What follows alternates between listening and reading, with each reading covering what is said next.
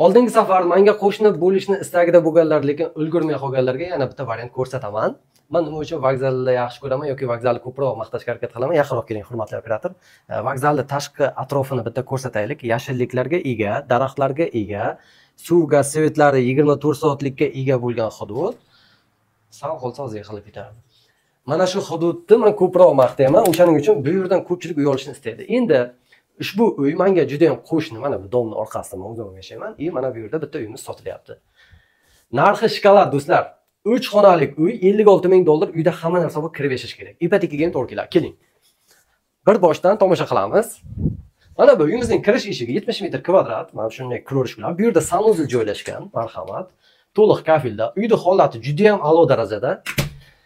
Bemalol xizmat qiladi. 3-4 yil kamida sizga xizmat qiladi, ta'mir qilmasangiz ham. Oshxona mana shunday G shakli, kir yuvish mashinasi, muzlatgich hammasi bor. Deraza asosiysi yaxshisidan qo'yilgan, hamma xonada deraza bor. Pollarini silamayman. Xo'p.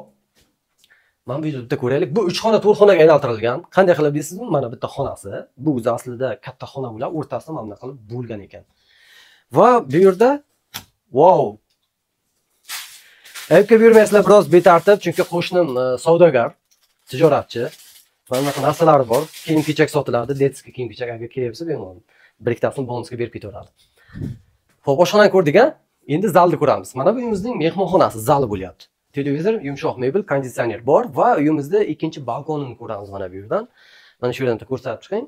Bu yerda balkon domni oldi tomoniga qaragan derazasi, ana shunday ko'rinishda bo'ladi. Xo'p, va bu tomonda yotoqxona yoki zal qilas, farqi yo'q, kimga qanday bo'lsa. Kiyim-kechak, posudalar, mana bunaqa posudalar, shaxsiy buyumlar olinadi, qolgan narsalar qoladi. 5 etajlik dom, uy 4-etajda. Vokzal hududi, mo'ljal park. Shundoqqina parkka darvozasining oldida bo'layapti bugungi uyimiz. O'rtada joylashgan, naqd va ipoteka asosida sotilyapti. Narxi 56,000, biroz savdosi bor. Kimga qiziq bo'lsa, ekrandagi raqamlarga telefon qilamiz. Fikr va takliflar kommentariyada qo'shni bo'lmoqchi bo'lganlar kommentar yozib ketamiz. Kimlar menga qo'shni bo'lmoqchi ekan. Hammaga rahmat.